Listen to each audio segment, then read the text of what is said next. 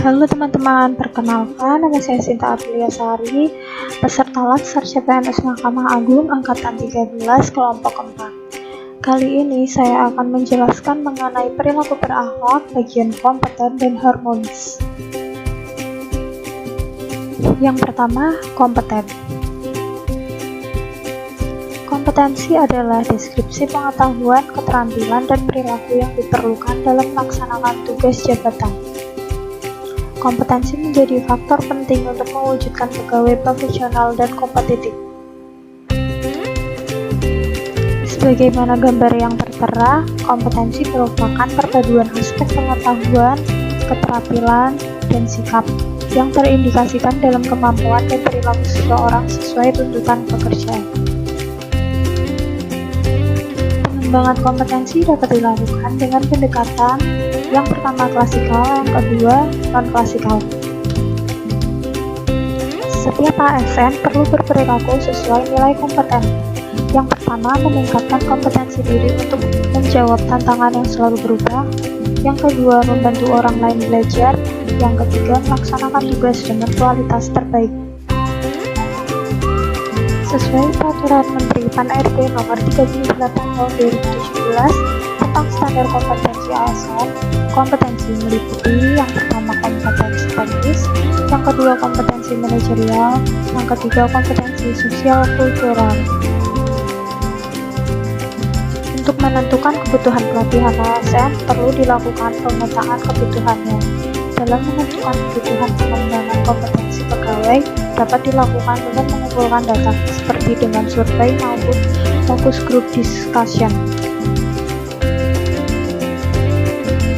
Dalam menentukan pendekatan pengembangan talenta ASN ditentukan dengan peta 9 box pengembangan, di mana kebutuhan pengembangan pegawai sesuai dengan hasil pemetaan pegawai dalam 9 box tersebut. Bisa diperhatikan di sini adalah tabel box talenta ASN.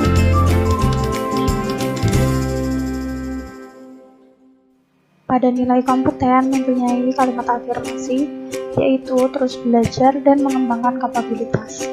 Kata kuncinya, kinerja terbaik, sukses, keberhasilan, learning agility, ahli di bidangnya. Kemudian, kode etik atau panduan perilakunya yaitu meningkatkan kompetensi diri untuk menjawab tantangan yang selalu berubah.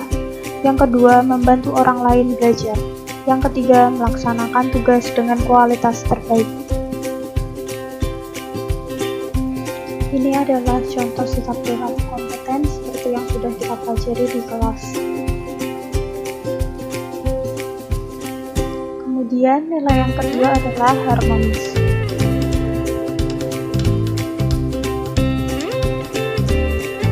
Sebelum kita membahas lebih jauh mengenai harmonis, marilah kita membahas mengenai keanekaragaman bangsa dan budaya di Indonesia. Keberagaman bangsa Indonesia selain memberikan banyak manfaat juga menjadi sebuah tantangan bahkan ancaman, karena dengan kebinekaan tersebut mudah menimbulkan perbedaan pendapat dan lepas kendali, mudah timbulnya perasaan kedaerahan yang amat sempit, sehingga sewaktu-waktu bisa menjadi ledakan yang amat mengancam integrasi nasional atau persatuan dan kesatuan bangsa. Keanekaragaman suku bangsa dan budaya membawa dampak terhadap kehidupan yang meliputi aspek sebagai berikut. Yang pertama, perbedaan kesenian, yang kedua, religi, yang ketiga, sistem pengetahuan, keempat, organisasi sosial, kelima, sistem ekonomi, keenam, sistem teknologi, dan yang ketujuh, bahasa.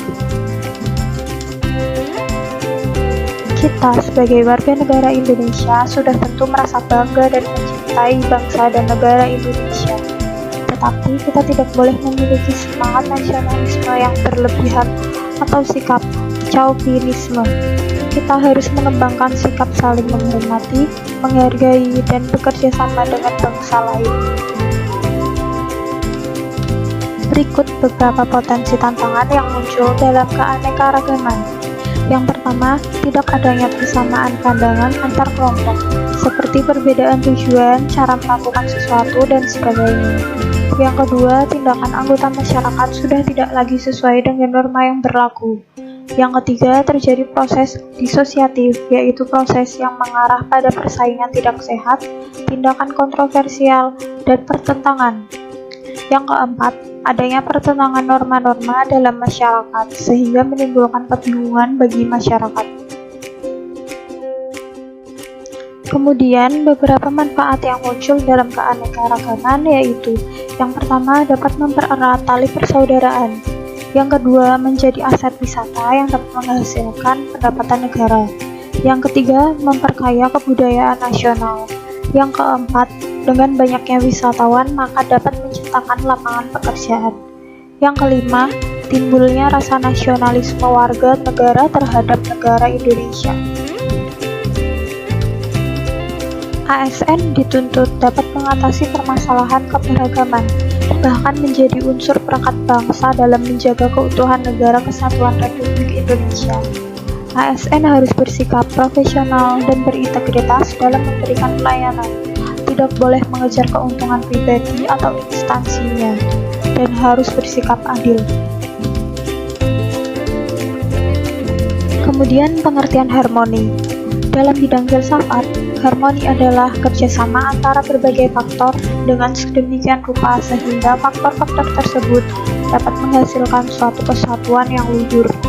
Singkatnya, harmoni adalah ketertiban alam dan prinsip atau hukum alam semesta. Contohnya dalam bermusik, harmoni tidak lagi menekankan pada urutan bunyi dan nada yang serasi, tetapi keserasian nada secara bersamaan. Pentingnya suasana harmonis. Membangun budaya harmonis. Tempat kerja yang harmonis sangat penting dalam suatu organisasi. Suasana tempat kerja yang positif dan kondusif juga berdampak bagi berbagai bentuk organisasi. Salah satu kunci sukses kinerja suatu organisasi berawal dari suasana tempat kerja. Energi positif yang ada di tempat kerja bisa memberikan dampak positif bagi karyawan, yang akhirnya memberikan efek domino bagi produktivitas, hubungan internal, dan kinerja secara keseluruhan. Ada 3 hal yang dapat menjadi acuan agar tempat kerja menjadi nyaman dan berenergi positif atau memiliki keharmonisan. Yang pertama yaitu membuat tempat kerja yang berenergi. Yang kedua, memberikan keleluasaan untuk belajar dan memberikan kontribusi. Yang ketiga, berbagi kebahagiaan bersama seluruh anggota organisasi. Etika publik ASN dalam mewujudkan suasana harmonis. Dalam mewujudkan suasana harmonis, maka ASN harus memiliki pengetahuan tentang historisitas keindonesiaan sejak awal Indonesia berdiri, sejarah proses perjuangan dalam mewujudkan kesatuan bangsa, termasuk pula berbagai macam gerakan-gerakan separatisme dan berbagai potensi yang menimbulkan perpecahan dan menjadi ancaman bagi persatuan bangsa. ASN harus menaati kode etik dan kode perilaku yang telah diatur dalam Undang-Undang ASN berdasarkan Pasal 5 Undang-Undang Nomor 5 Tahun 2014 agar dapat mewujudkan suasana harmonis. Oleh karena itu, dengan diterapkannya kode etik aparatur sipil negara atau ASN, perilaku pejabat publik harus berubah. Yang pertama, berubah dari penguasa menjadi pelayan.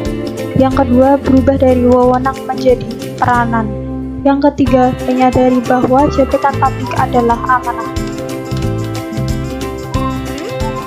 Ada 3 fokus utama dalam pelayanan publik, yaitu pertama, pelayanan publik yang berkualitas dan relevan.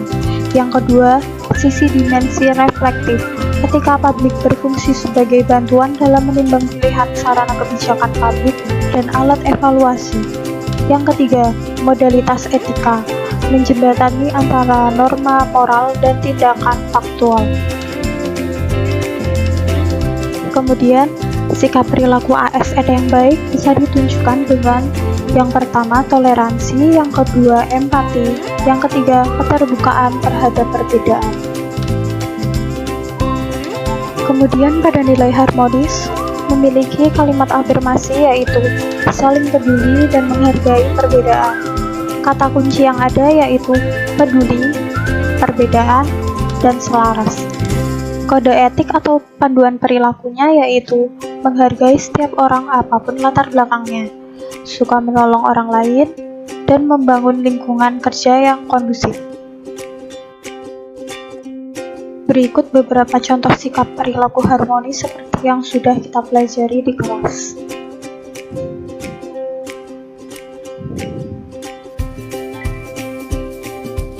Sekian presentasi dari saya, kurang lebihnya mohon maaf.